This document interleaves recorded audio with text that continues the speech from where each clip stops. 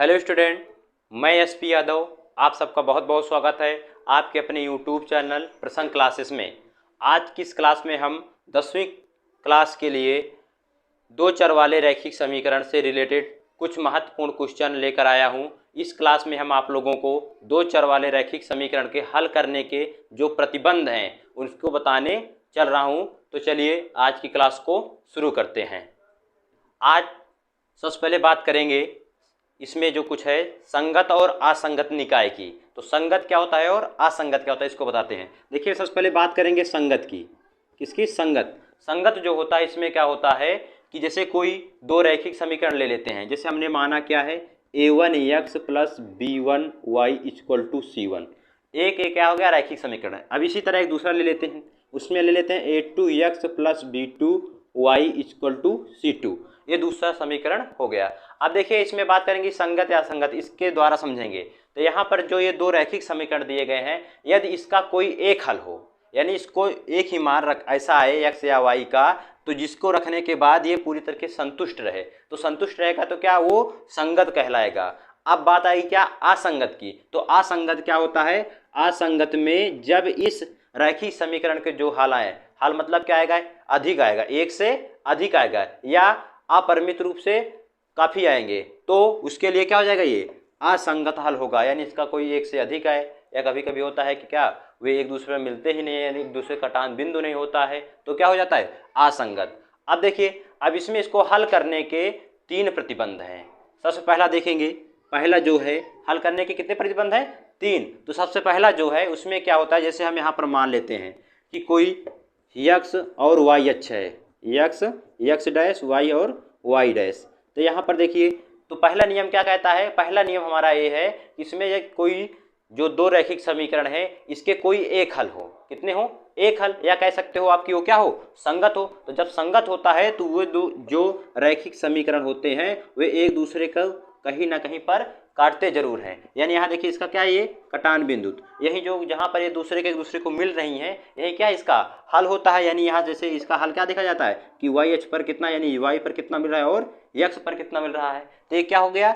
ये हमारा पहला, यानी इसमें कह सकते हो कि आप लोग इसमें a1 अपान a2। a1 क्या है? पहले समीकरण जो x के साथ गुणांक है वो है। a2 क्या है? जो दूसरा रैखिक समीकरण उसका गुणांक है। ये बराबर नहीं होता, यानी डज नॉट इक्वल टू किसके? b1 अपान b2 के। यदि उन दोनों का अनुपात करें और इनका अनुपात क्या हो जाए कि आपस में बराबर ना हो, तो ये क्या कहा जाएगा कि इसका जो क्या है ये संगत है। क्या है? संगत है। या इसको ऐसा भी लिख सकते हैं कि इसका केवल एक हल है, कोई एक हल है। क्या है? कोई एक हल है। अब ये हमारा पहला प्रतिबंध हो गया। अब बात करते हैं दूसरे प्रतिबंध पे। दूसरा प्रतिबंध क्या होता है? जैसे इसके लिए भी हम ऐसे यहाँ पर x और y अक्ष ले लेते हैं, x डैश और y डैश। अब देखिए इसमें पहले वाले में क्या था? वो दोनों रैखिक समीकरण एक दूसरे को कहीं ना कहीं पर काटते हैं और जो कटान बिंदु होता है वही क्या होता है? हमारा x और y का मान होता है। अब यहाँ पर बात आती है दूसरे प्रतिबंध की, यानी दूसरा प्रतिबंध हमारा क्या कहता है? तो दूसरा प्रतिबंध जो होता है उसमें जो रैखिक समीकरण होते हैं वो एक दूसरे को काटते नहीं है, बल्कि वो एक दूसरे क्या होते हैं? समांतर होते हैं। जब वो एक दूसरे के समांतर रहेंगे, कहीं पर एक दूसरे को मिलेंगे ही नहीं, यानी एक दूसरे के कहीं पर काटते ही नहीं है, तो यहाँ पर क्या होता है? इसका कोई हल नहीं होता है। क्या नहीं होता है? कोई हल नहीं होता है। तो यहाँ पर क्या हो जाएगा? जैसे इसका कोई हल नहीं है तो इसके लिए ये जो नियम है, इसका नियम क्या बताता है? ये तो अगर ग्राफ इससे बनाओगे तो आप यहाँ समझ जाओगे, लेकिन अगर बात की जाए इसको इस तरह से हल करके, तो यहाँ पर क्या होता है? यहाँ पर इसके लिए तो पहले के लिए तो इतना होता है, अब दूसरे के लिए क्या होता है? देखिए जैसे a1 अपान a2 है, a1 अपान a2 यानी x के संगत जो गुणांक है उसका अनुपात ये बराबर होता है किसके? b1 अपान b2 के। ये b1 अपान b2 के बराबर होता है, बट c1 अपान c2 के बराबर नहीं होता है। यानी कि जो a1 अपान a2 है, यानी देखिए यहाँ पर इन दोनों का अनुपात ये बराबर होता है किसके? b1 और b2 के। और क्या हो जाएगा? और c1 और c2 के बराबर ना मिले जिसको क्या लिखोगे? ये असंगत कहलाएगा। क्या कहलाएगा? असंगत। और असंगत में क्या कहलाएगा? इसका कोई हल नहीं है। इसका कोई हल नहीं है। यहाँ पर हो गया ये क्या? इसका कोई हल नहीं है। यदि कहीं पर एक दूसरे को काटे ना, एक दूसरे समांतर रहे, तो क्या ये असंगत कहलाएगा। और असंगत का मतलब क्या होता है? इसका कोई हल नहीं है। अब बात करते हैं तीसरे प्रतिबंध की। तो जो तीसरा प्रतिबंध हमारा है वो क्या होता है, उसको उसके लिए देखिए, उसके लिए भी हम क्या x और y अक्ष लेते हैं, x x डैश y और y डैश। तो जो ये हमारा तीसरा प्रतिबंध है, इसमें क्या होता है कि इसमें जो दो रैखिक समीकरण होते हैं वो दोनों संपाती होते हैं। वो दोनों क्या होते हैं, संपाती। संपाती मतलब एक के ऊपर एक, यानी जो उसका हल रहेगा वही उसका भी हल रहेगा। तो यानी क्या हो जाएगा यहाँ पर, इसका जो है एक दूसरे के ऊपर रहेंगे, तो यानी क्या हो जाएगा यहाँ पर, ये संपाती माना जाता है। जब बात आती है किसकी, संपाती की, तो क्या हो जाता है, इसको लिखा जाता है, ये भी असंगत होता है। क्या होता है, असंगत। तो असंगत में क्या लिखेंगे, इसके लिए लिखा जाता है अपरिमित रूप से अनेक हल हैं। अपरिमित रूप से अनेक हल हैं, अनेक हल हैं। तो ये क्या हो गया हमारा तीसरा, यानी क्या, असंगत। अब इसके लिए देखिए, इसके लिए इस तरह का जो कैलकुलेट वैल्यू होती है, अगर उस तरह निकालेंगे तो क्या होता है, यहाँ पर देखिए, इसके लिए a1/a2 जो होता है ये इक्वल होता है किसके, b1 अपान b2 के। और जो ये तीनों का मान इक्वल, यानी क्या, c1 और c2 का मान, अगर ये तीनों क्या आपस में एक दूसरे के इक्वल हैं तो क्या होता है, इसके अपरिमित रूप से अनेक हल होते हैं। तो अब इससे रिलेटेड आप लोगों को एक दो उदाहरण दे दिया जा रहा है, जिससे आप लोगों को अच्छे से समझ में आ जाएगा। तो आप लोग हमारे वीडियो को अंत तक जरूर देखें। यहाँ पर ये एनसीईआरटी एक्सरसाइज का एक क्वेश्चन रखा हुआ है, जहाँ पर इस चारों रैखिक समीकरणों को लेकर के ये बताना है कि ये क्या है, इसका कोई हल है, इसका कोई हल नहीं है, कि इसका अनेक हल है। इसमें क्या, तीनों बल्कि चारों क्वेश्चन को हल करके हमको बताना है। तो चलिए सबसे पहले बात करेंगे पहले क्वेश्चन की। जो पहला क्वेश्चन होता है, इसमें इसको लिखा कैसे जाता है, ये दोनों रैखिक समीकरण है। जब रैखिक समीकरण रहेगा तो इसमें सबसे पहले लिखेंगे क्या, जो इसका a1 a2 जो मानक समीकरण होता है उससे तुलना करके। तो यहाँ पर क्या, a1 क्या होता है, पहले रैखिक समीकरण का x का गुणांक, यानी a1 का मान यहाँ पर क्या है, 1 है, और a2 का मान क्या है, चिन्ह सहित लिखा जाता है। यहाँ पर क्या, -3 क्या हो जाएगा, -3। और यहाँ पर देखिए ये इस तरफ आया है तो ठीक है, नहीं तो इसको इस तरफ को इस तरफ ला लेते हैं। तो यहाँ पर क्या, वो -3 है, तो यहाँ पर क्या हो जाएगा c, बल्कि यहाँ पर लिखेंगे b1 इक्वल टू -3, यहाँ पर क्या लिखेंगे, c1 इक्वल टू भी -3 है। अब इसके लिए क्या है, ये रैखिक समीकरण है, तो उसके लिए क्या हो जाएगा, a2 का मान 3 आ जाएगा, b2 का मान दिया गया है -9 दिया गया है, और c2 का मान क्या दिया गया है, -2। अब देखिए, अब इन सब का अनुपात करते हैं। चलिए देखिए क्या है, a1/a2 equal to b1/b2 equal to c1/c2। अब देखिए इसके मान को रखेंगे तो उसके बाद बताएंगे कौन बराबर है कौन सा नहीं बराबर है। तो यहाँ पर देखिए क्या हो जाएगा, 1/3 हो गया। यहाँ पर इसका मान दोनों संगत का उसके संगत से अनुपात कर देते हैं। ये किसके बराबर है, b1/b2 के, यानी -3/-9। फिर बराबर कर रहे हैं, फिर उसके बाद आगे देखा जाएगा -3/-2। अब देखिए काटिए, यहाँ पर ये माइनस माइनस प्लस हो गया, यहाँ पर 1 आ गया, यहाँ पर क्या गया, 3 आ गया, यहाँ पर ये कट गया। अब देखिए ये दोनों कटेंगे नहीं, क्योंकि ये दोनों क्या है, प्राइम नंबर है। अब देखिए इसमें क्या बराबर है, ये दोनों तो आपस में बराबर हैं। देखिए यहाँ पर 1/3, यहाँ पर 1/3। अब यहाँ पर क्या आया, 3/2, यानी ये दोनों तो बराबर है, लेकिन ये बराबर नहीं है। तो यहाँ भी इसको हम लगा देंगे। तो इसके लिए हम क्या बताए थे आप लोगों को, जब a1 और a2 और b1 और b2 दूसरे के बराबर हो, किंतु c1 और c2 इसके बराबर ना हो, तो इसके क्या कहा जाता है, किसके अनेक हल हैं, अनेक हल हैं। और अनेक हल कब होते हैं, अनेक हल है बल्कि कोई हल नहीं है, ये बताना चाहिए था हमको। अनेक हल बता रहे हैं।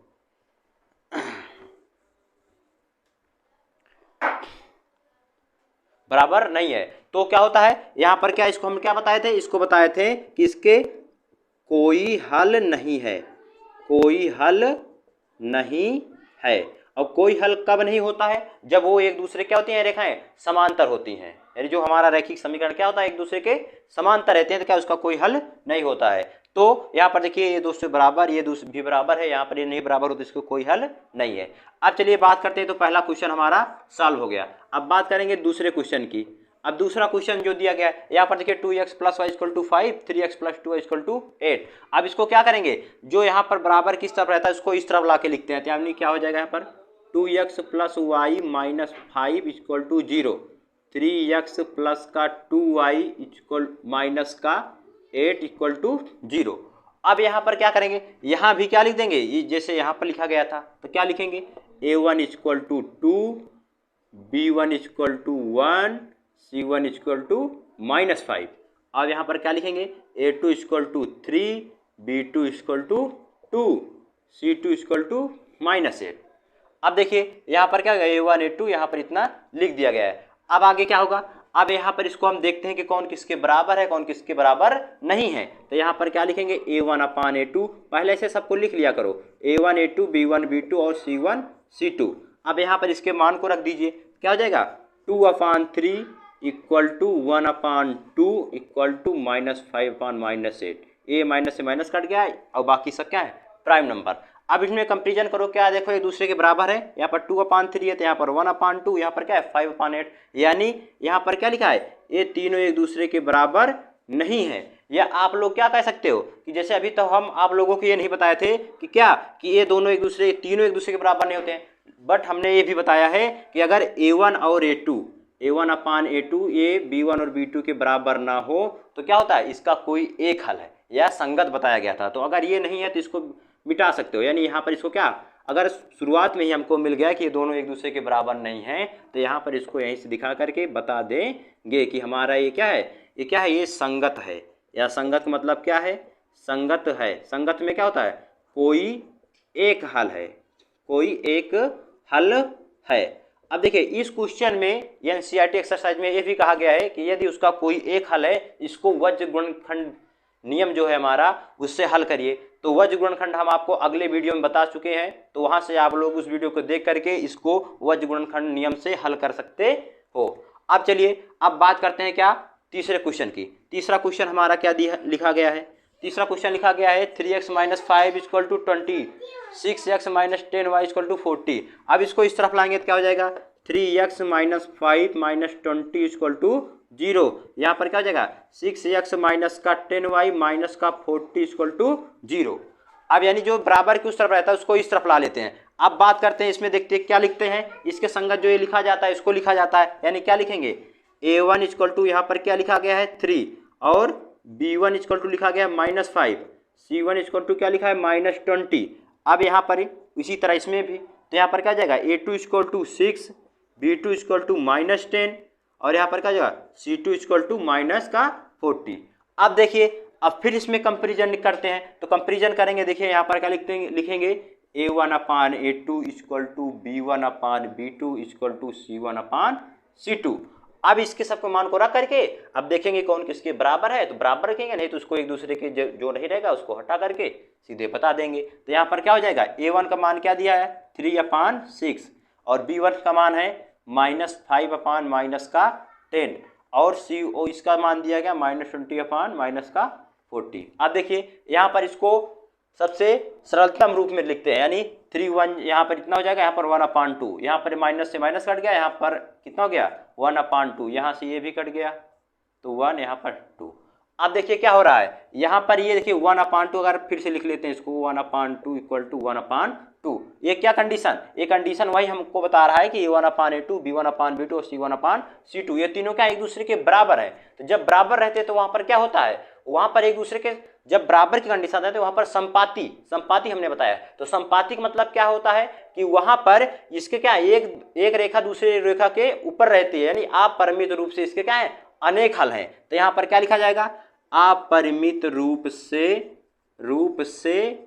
अनेक हल हैं, अनेक हल हैं। तो इसका क्या होगा, अपरिमित रूप से अनेक हल। अब बात करते हैं चौथे क्वेश्चन की। तो चौथा क्वेश्चन हमारा क्या है, यहाँ पर लिखा है क्या, x - 3y - 7 equal to 0, 3x - 3y - 15 equal to 0।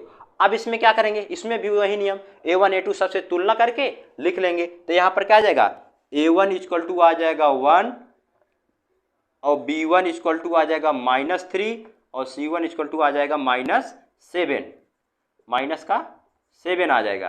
तो यहाँ पर लिख लिया गया -7। अब दूसरा जो इससे देखेंगे तो यहाँ पर क्या हो जाएगा, a2 इक्वल टू आ जाएगा 3, b2 इक्वल टू आ जाएगा -3 और यहाँ पर क्या c2 इक्वल टू आ जाएगा -15। अब चलिए अब इसमें देखें कंपैरिजन करते हैं कि कौन कैसा हो रहा है कौन सा नहीं। तो पहले वही नियम क्या है, A1/A2 करेंगे इक्वल टू B1/B2 C1/C2। पहले इसको ऐसे लिख लेते हैं, फिर उसके बाद जो हमको कंपैरिजन समझ में आता है कि बराबर है तो उसको नहीं उसको काट दिया जाएगा। तो यहाँ पर क्या जाएगा, A1 का मान क्या दिया है, लिखा गया है 1/3 और इसका मान क्या लिखा गया है -3/-3।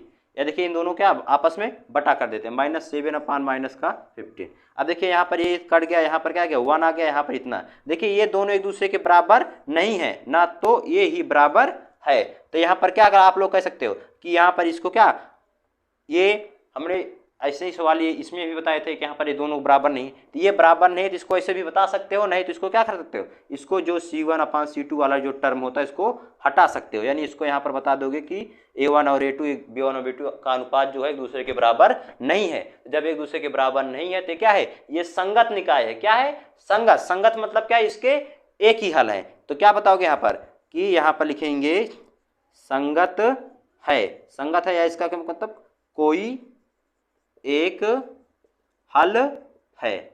और इस क्वेश्चन में ये भी कहा गया है कि अगर कोई एक हल है तो उसको आप हल कर सकते हैं वज्रगुणनखंड नियम से।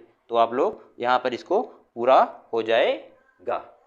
तो चलिए आज की क्लास को यहाँ पर समाप्त करते हैं। तो आप लोग यदि हमारे चैनल पर नए हो तो आप लोग हमारे चैनल को सब्सक्राइब करें और हमारे वीडियो को लाइक करें और इसे शेयर करना ना भूलें।